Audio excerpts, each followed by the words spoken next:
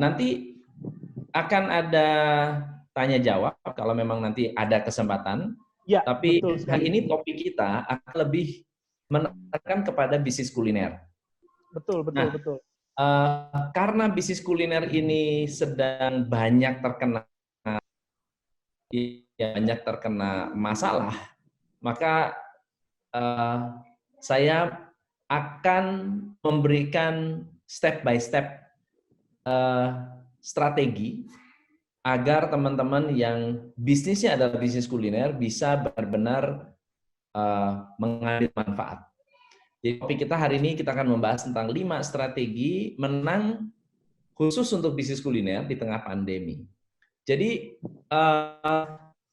yang pertama, ya, strategi pertama adalah memahami mindset.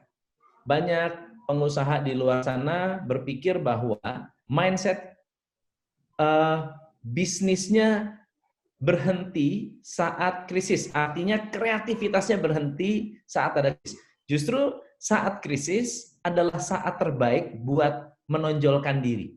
Hari ini baru saya meng-coach salah satu perusahaan di Semarang yang juga merupakan bisnis kuliner. Nanti kalau teman-teman ada di Semarang akan melihat sesuatu yang menarik, yaitu apa?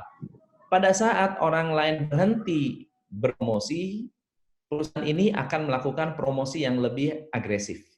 Kuliner, oke? Ini kuliner. Nah, kalau Anda perhatikan, Apple, Microsoft, HP, Amazon, mereka adalah perusahaan-perusahaan yang punya kesamaan. Kesamaannya apa? Sama-sama dibangun sebelum atau sesudah krisis. Jadi kalau melihat tahunnya, tahun 76, 75, 39, 94, ini semua adalah tahun-tahun krisis. Tahun terjadinya krisis. Tahun 74 sampai 79 adalah tahun krisis. Tahun 84 sampai tahun 84 ada krisis, 94 ada krisis. Jadi di tahun-tahun krisis mereka membangun bisnis, tetapi mereka menjadi market leader dengan 2 alasan. Alasan yang pertama adalah bisnis-bisnis pendahulunya sudah kelelahan, kecapean, habis duit. Lalu kemudian mereka memulai sebuah bisnis dengan tenaga baru, dengan ide baru, dengan strategi baru, dan di disruptor di eranya, di zamannya, dan mereka masih punya tenaga. Justru saat orang lain krisis, bukan berarti market hilang, marketnya masih ada. Lalu kemudian, krisis itu sendiri adalah sebuah sistem. Krisis ada kombinasi antara bahaya dan opportunity, dan krisis terjadi karena sistem yang breakdown atau sistem yang rusak. Kalau Anda ingin memperbaiki krisis, Anda harus perbaiki sistem Anda. Kalau Anda ingin memperbaiki marketing Anda, bukan iklannya yang diperbaiki, tapi sistem marketingnya yang diperbaiki, sistem beriklannya yang diperbaiki. Nah, karena sistem ini begitu penting, dan sistem ini yang dipakai untuk mengatasi krisis, maka dari sekarang sampai akhir sesi webinar ini, saya akan banyak mengulas tentang sistem. Apa itu sistem? Sistem adalah sebuah proses di dalam bisnis yang bisa membuat bisnis Anda autopilot. Ya, bisnis sistem yang bisa membuat bisnis Anda autopilot. Itu adalah fondasinya. Banyak orang menginginkan autopilot, tapi sebenarnya bisnis itu dasarnya harus autopilot. Kalau tidak bisa autopilot, Anda belum punya bisnis. Kalau belum bisa autopilot, Anda hanya memindahkan karyawan menjadi karyawan yang bekerja sendiri. Jadi sama-sama karyawan, sama-sama kerja untuk waktu, tetapi tidak benar-benar mengembangkan sebuah bisnis. Nah, untuk mengembangkan bisnis, Anda pasti harus memiliki sistem. So, kalau gitu, apa sih syarat sebuah bisnis yang sehat? Jadi, meskipun Anda ingin fight nanti ya, pada saat kita melawan pandemi, mengambil kesempatan, syarat ini harus Anda penuhi. Nomor satu, ketika Anda nanti mengejar bisnis kuliner Anda berkembang, tetap profit nomor satu. Anda harus memastikan bisnis Anda bisa profit, baru Anda boleh jor-joran. Yang kedua, Anda harus mau menduplikasi strategi-strategi Anda supaya bisnis Anda cepat berkembang. Yang ketiga, makan sebuah sistem yang bisa dikelola oleh manajemen. Nah, sistem dan manajemen ini dua hal yang berkaitan. Kalau Anda punya sistem, manajemen kerjanya bagus. Kalau Anda nggak punya sistem, manajemen bisa kerja. Nah, ada pernyataan menarik dari Deming, kalau Anda punya problem, sistem Anda yang salah, ya. Atau kalau ada orang yang bagus keluar masuk di perusahaan, yang masalah adalah sistemnya. Edward Deming mengatakan, a bad system will beat a good person every time. Kalau ada orang bagus, sistem kerjanya nggak benar, sistem kerja kita nggak benar, maka orang bagus pasti akan resign. Nah, apa sistem yang kita pakai dalam membangun sebuah produk? Oke, ini produk kanvas. Ada pasar, ada problem, ada produk. Kalau nggak ada pasar, nggak ada problem, nggak ada produk. Oke? Lalu kemudian, pasar, problem, produk relevan. Relevan artinya sesuai dengan situasi masa kini. Jadi biasanya kalau kita membuat sebuah bisnis, kita cari target market, kemudian kita cari problemnya, lalu kita berikan problem itu sebuah produk yang mengatasi problem, lalu dimarketingkan menggunakan situasi yang relevan. Kalau Anda target pasarnya ibu-ibu, problemnya nggak bisa masak, Anda jual frozen food, laku. Tapi laku kalau bagaimana? Kalau ibu-ibunya sibuk dengan kerjaan, tidak ada waktu untuk masak, lalu pengen masak cepat, masak instan. Oke? Nah, tapi yang sekarang, dalam krisis, ini strategi ketiga. Strategi ketiga, krisis itu bisa sukses kalau relevan, bukan kalau produknya bagus. Bukan, karena problem sudah jelas. Problemnya sudah jelas. Tapi kalau tidak relevan, misalnya contoh ya, pada suatu hari, salah satu klien saya, bisnisnya adalah fine dining. Ya, bisnisnya fine dining. Makanannya mewah, mahal, kemudian yang dijual adalah western food, lalu kemudian ada grill. Pertanyaannya adalah, kalau kita promosi menjual fine dining di tengah pandemi, relevan nggak? Ternyata nggak relevan. Jadi keputusan mereka adalah tutup. Tetapi, nah ini yang menarik, coffee shop-nya saja, divisi coffee shop itu buka 24 jam untuk delivery. Relevan nggak? Masih relevan. Ternyata masih relevan. Oke? Contoh relevansi dalam bisnis ya. Mungkin Anda ingin membidik orang-orang yang memang susah cari bahan makanan. Atau Anda ingin membidik orang yang bosen makan di rumah. Anda ingin membidik orang yang tidak bisa keluar rumah. Anda ingin bidik orang yang tidak bisa sosialisasi. Kalau Anda punya solusi, maka Anda disebut brilliant. Ya, bisa jadi Anda melihat ada sebuah di mana ada orang-orang tua yang tidak bisa kedatangan pembantu yang bisa masak, tapi butuh makanan untuk orang tua. Ini bisa dijadikan sebagai segmentasi atau target market. Untuk itu, strategi keempat adalah kita harus menciptakan super niche marketing. Super niche itu begini. Kebanyakan kalau kita bikin bisnis ya, kita hanya targetnya demografi. Misalnya, saya mau targetnya laki-laki, saya mau targetnya perempuan, saya mau targetnya semua laki-laki dan semua perempuan, usia tertentu, penghasilan tertentu, pendidikan tertentu. Kalau sekarang nggak bisa. kita harus kawinkan antara demografi, geografi, psikografi, dan harapan. Ini yang jarang sekali dibahas. So, let's say misalnya, saya mau membidik perempuan usia 20 di regional daerah tertentu, di kota tertentu, di pulau tertentu, bahkan di kecamatan tertentu yang suka ngemil dan ingin sehat. Jadi Anda bisa membayangkan target marketnya betul-betul tajam. Di saat krisis, bahkan setelah krisis, kalau ini bisa dimarketingkan, orang-orang yang tinggal di kecamatan, suka ngemil dan ingin sehat, begitu kena produk Anda, mereka akan langsung jadi langganan.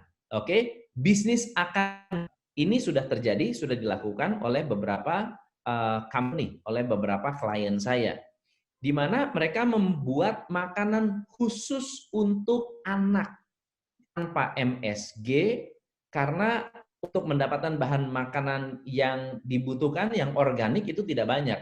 Dan menjadi komunitas, akhirnya jadi komunitas. Dan komunitas ini menjual atau berkomunikasi, interaksi di dalam komunitas, akhirnya membuat bisnis berkembang.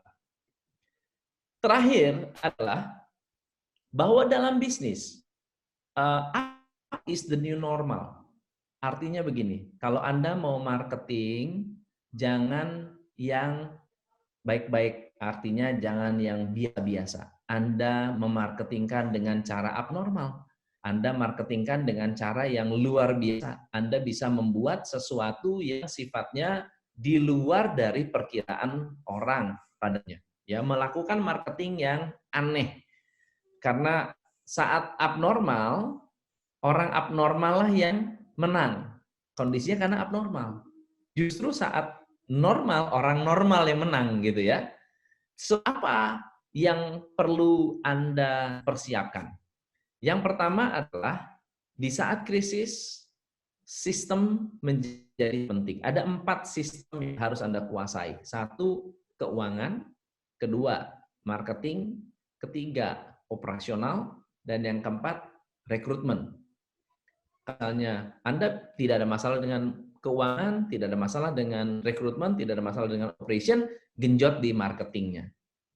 So, finally, dari saya, good system, shorten the road to the goal. Jadi, kalau goal Anda sebesar apapun, dengan sistem yang baik, proses yang baik, dengan pemikiran yang baik, akan mempercepat langkah Anda ke depannya. Karena waktunya sangat terbatas, itu adalah tips saya untuk teman-teman.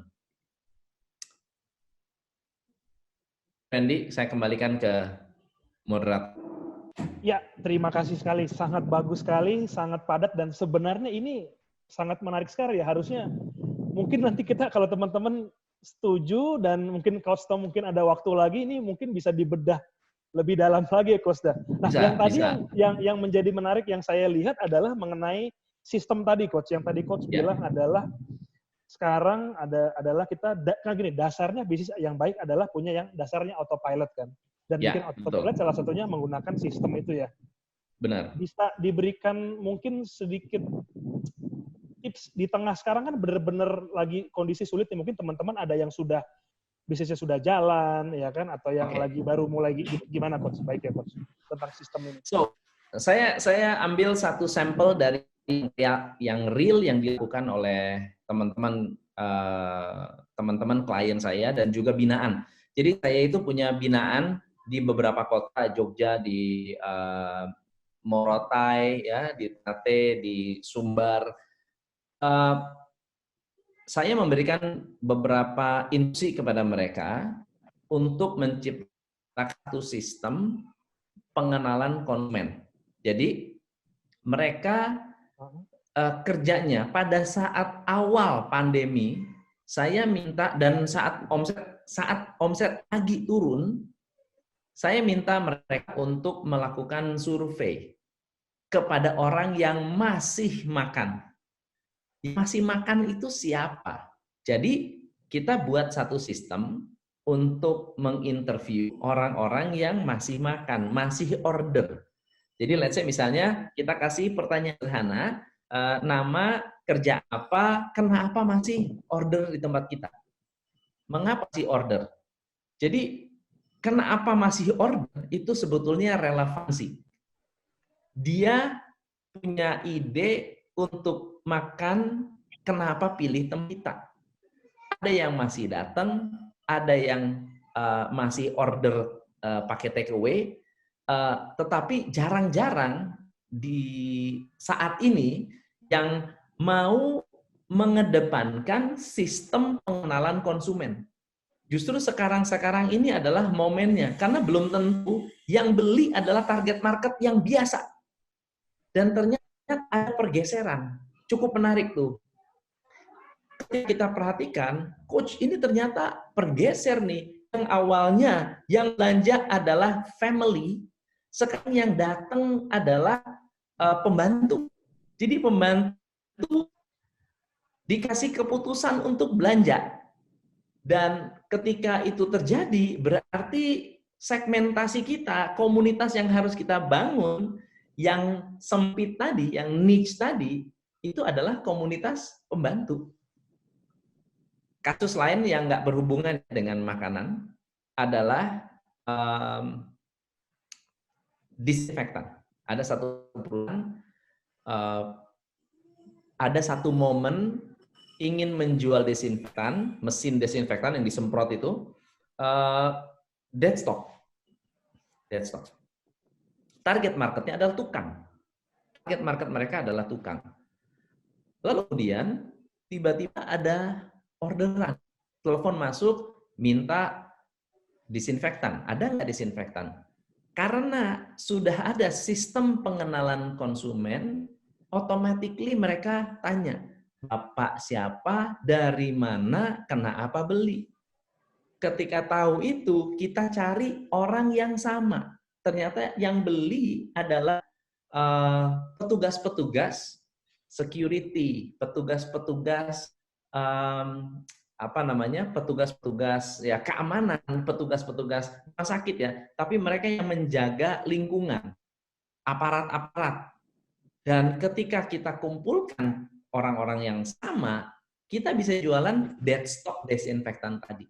So, itu adalah salah satu contoh bagaimana kita menciptakan relevansi di saat krisis ini.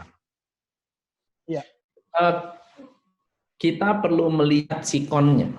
Jadi bisnis yang akan tahan di saat krisis, nomor satu adalah yang cash flow-nya cukup. Jadi cukup cash flow, tabungan untuk gaji pegawai, untuk beli inventory dan seterusnya. Tapi faktor yang kedua ini yang lebih penting adalah customer-nya masih membutuhkan produknya.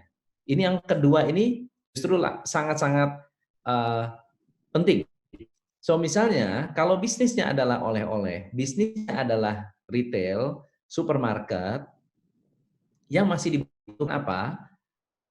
Kita bisa delivery atau kita harus membuka untuk customer datang, gitu ya. Apa yang dibutuhkan? Jadi apakah customer masih membeli? Nah, faktor yang ketiga adalah faktor impulse buy. Impulse buy itu begini, apa yang merangsang customer kalau dikasih rangsangan akan membeli? Misalnya contoh ya, bajaringan atau perusahaan bajak, target market bukan konsumen retail tapi konsumen wholesale. Yang dilakukan adalah ternyata konsumen-konsumen ini meskipun toko mereka tutup, mereka tetap beli, tetap nyetok barang. Alasannya apa? Si distributor kasih tahu barang kosong. Kamu nggak beli barang sekarang, barang bakal naik. Jadi mendingan beli barang sekarang, kondisinya masih harga lama, karena setelah ini memang benar harga akan naik. Jadi itu namanya impuls yang akan merangsang orang untuk membeli. Oke? Sama dengan bisnis resto, bisnis kuliner, delivery, retail, sama. Saya ada klien retail juga, impulsnya adalah stok. bahwa barang akan kosong. Sebentar lagi barang akan kosong. Tapi kita harus proaktif ya. Dalam hal ini kita nggak bisa hanya duduk, diem, terus customer akan datang. Ini harus benar-benar agresif, proaktif, over communicate. Kita sebutnya lebih berkomunikasi daripada biasanya. Oke? Jadi sama aja. Satu cash flow, yang kedua kita harus memperhatikan customernya masih beli apa, siapa customernya, dan yang ketiga adalah rangsangan. Itu mesti diteliti sendiri, mesti dilihat masing-masing. Oke. Berarti begini. Kalau saya nambahkan sedikit ya, di aplikasi Maju tadi yang kalau coach bilang cash flow, jadi gini teman-teman, di aplikasi Maju untuk lebih jelasnya kan nanti bisa lihat di website kami di www.maju.id itu ada yang namanya aplikasi keuangan. Jadi teman-teman bisa mengatur cash flow. Teman-teman kan gini, kadang kita bisnis, kadang kita catat kan, kadang kita mungkin lupa, itu semua masuk di sistem. Jadi itu mungkin bisa menjadi solusi juga, yaitu di bagian aplikasi untuk yang keuangan. Lalu yang untuk inventory juga, di Maju juga ada. Jadi kita bisa masukin SKU, kita bisa tahu kira-kira mana yang kosong, agar kita bisa langsung minta ke vendor. Dan untuk yang proaktif itu, di Maju yang namanya loyalty pelanggan, di mana kita bisa mendata pelanggan-pelanggan kita, memberikan diskon atau poin ke mereka. Jadi itu semua prinsipnya otomasi ya, semacam sistem. Seperti tadi yang Coach bilang. Nah, kira-kira itulah mungkin jawaban dari Coach dan dari saya. Dan ada pertanyaan lagi nih Coach. Ini pertanyaannya cukup banyak ya. Jadi mungkin kita nggak bisa bahas agak terlalu dalam, tapi semoga membantu. Nah, ini nih. Bisnis apa yang cocok untuk pada masa pandemi sekarang? Bisnis aksesoris mobil dan retail sembako, saya sudah terdampak. Jadi dia bilang bisnis dia sekarang sudah terdampak, bahkan take away-nya aja sudah kena. Kira-kira bisnis apa yang cocok ya selain dia berbisnis yang tadi aksesoris atau apa gitu, Coach? Bisnis itu punya itu ada tingkatan. Satu adalah produk komoditi. Di atas produk komoditi adalah produk pilihan.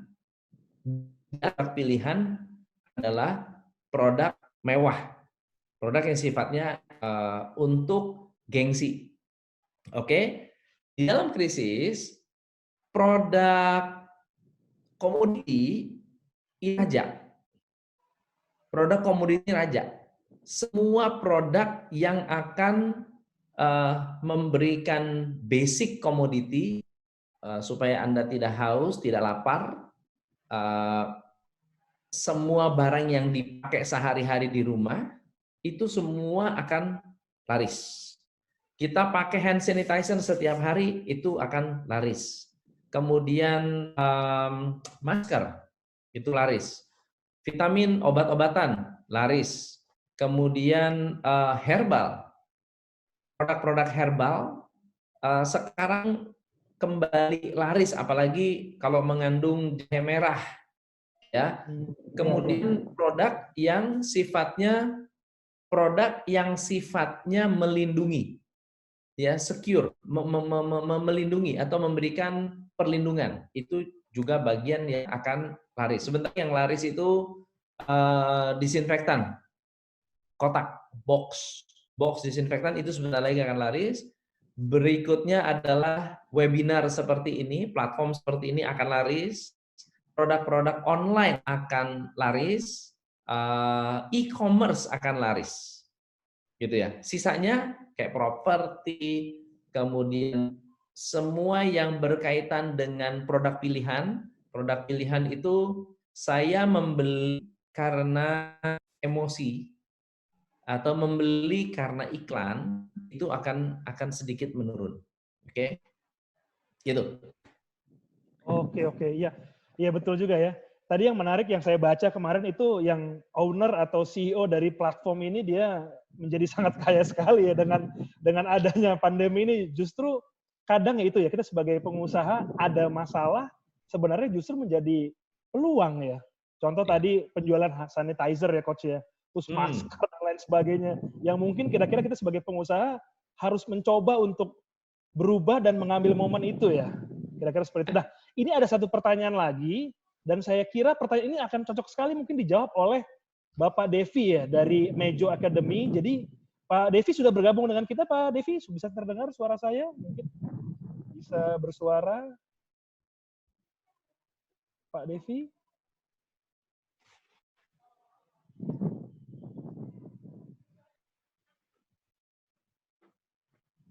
Pak Devi belum ada suaranya?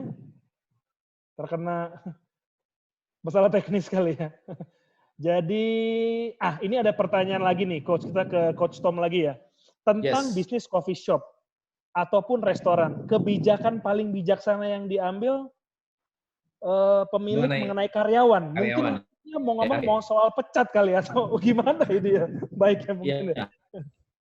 Oke, ini ceritanya tentang survival. Jadi berlaku untuk semuanya, tidak hanya untuk coffee shop, bahkan perusahaan distribusi pun sama.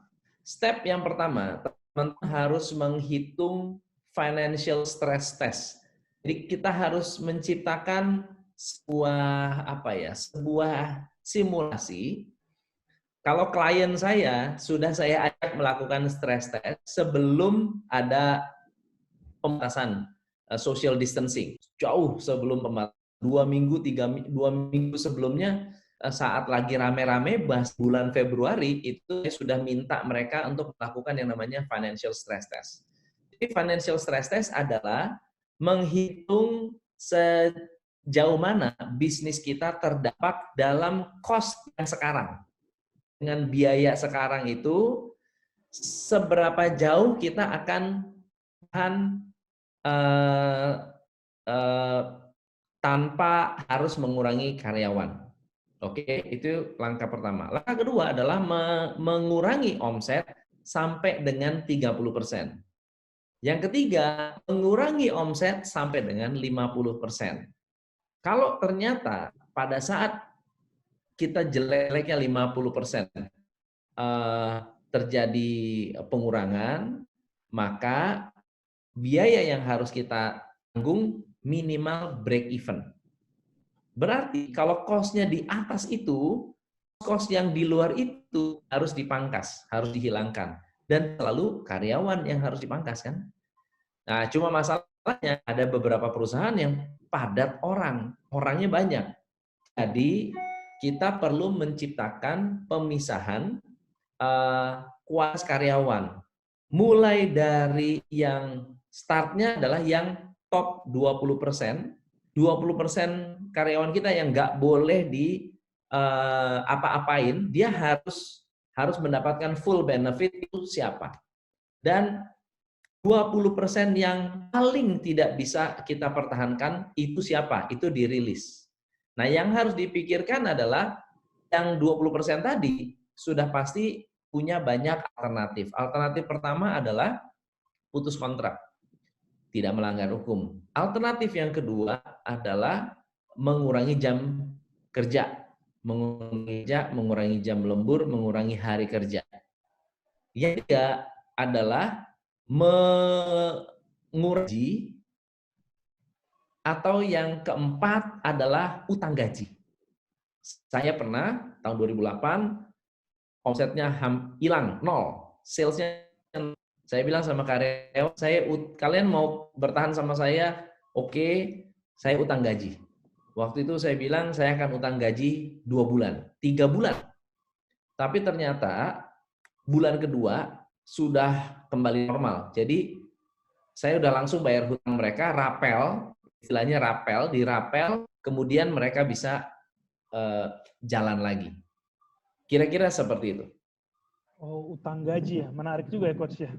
Saya baru pernah dengar ya. Dan ini ya, mungkin salah satu tambahan dari saya adalah teman-teman semua mungkin kan para pengusaha yang UKM dan UMKM. Jangan lupa saat kita meng-hire pertama kali karyawan kita, usahakan ada yang namanya surat kerja ya minimal Coach ya. Ya kan kadang-kadang mungkin kita lupa, kadang kita main. Itu operasionalnya. Iya. SOP-nya harus ada, betul. Betul, harus benar-benar jelas agar tidak sampai kita melanggar hukum. Nah, ini Pak Devi sudah on bersama kita. Pak Devi bisa mendengar suara saya, Pak Devi?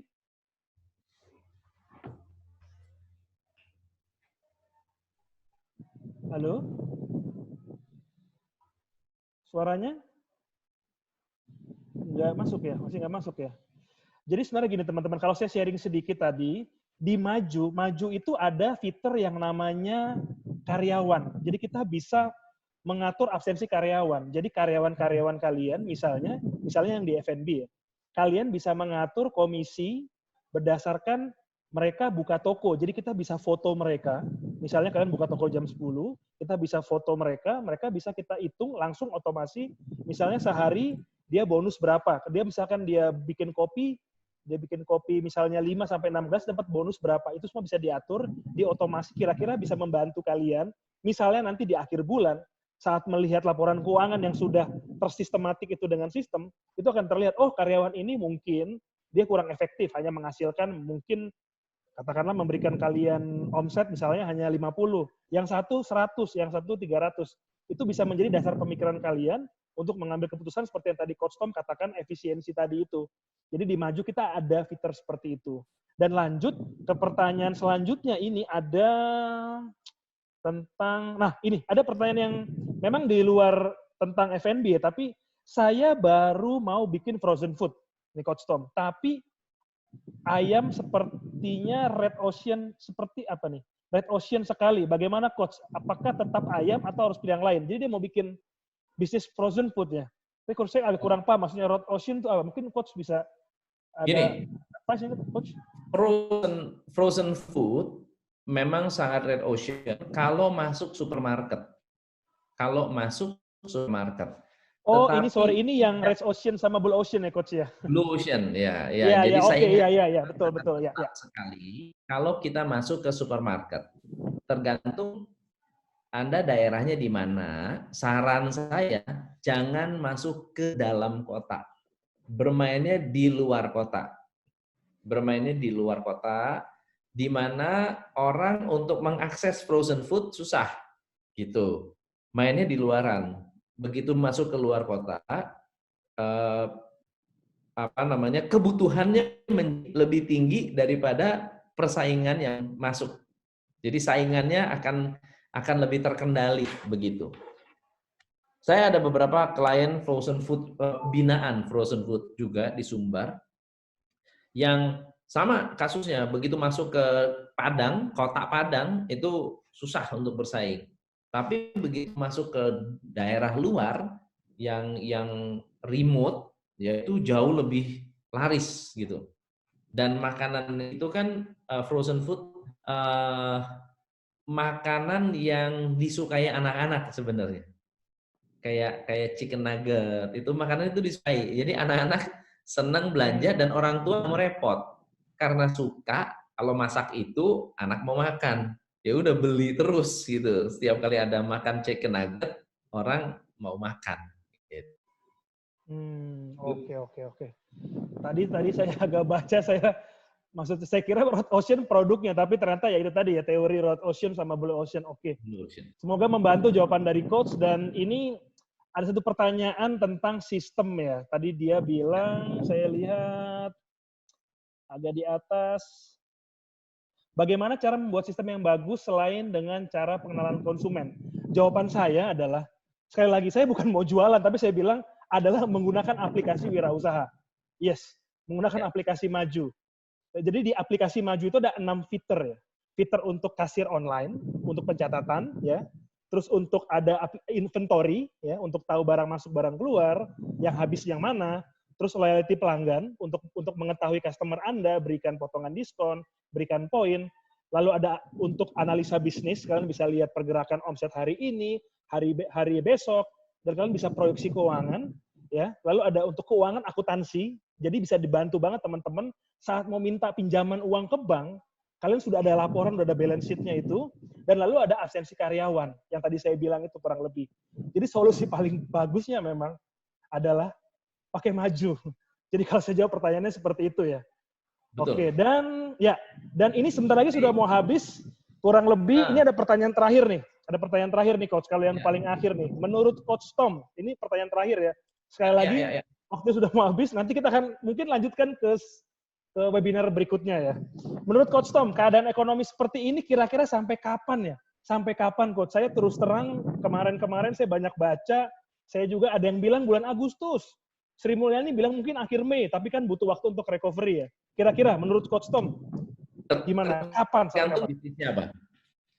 Akan ada 3 jenis bisnis yang sekarang terkena dampak ekonomi yang sekarang. Satu, bisnis yang shutdown. Bisnis yang shutdown akan recover antara 3 sampai 6 bulan. Jadi misalnya Anda resto, makanya jangan tutup.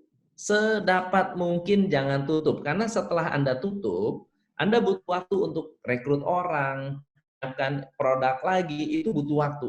Untuk running lagi berat. Jadi yang kedua, yang struggle. Yang struggle ini 3 bulanan mungkin akan lari kencang. Yang ketiga adalah yang lagi booming. Nah, produk yang lagi booming juga bukan berarti sangat-sangat bagus. Mereka jangan-jangan booming hanya saat virus ini saja muncul gitu. Nanti habis itu kembali normal. Jadi kalau ditanya berapa lama, lihat China. Sejak tutup sampai dengan buka kira-kira 2 bulan. Kira-kira 2 bulan. Jadi tutup itu kalau saya nggak salah bulan Februari 48 lockdown, kemudian buka ini belum lama ini. Ya buka April kalau saya nggak salah. Jadi mereka resmi dibuka kira-kira 2 bulanan. Jadi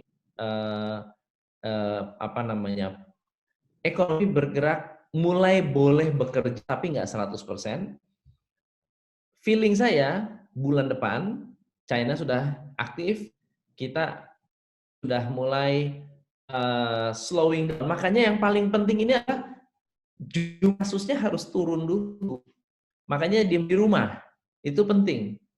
Ini bukan nakut-nakutin. Diam di rumah itu untuk menahan supaya virusnya tidak nular. Udah, itu aja.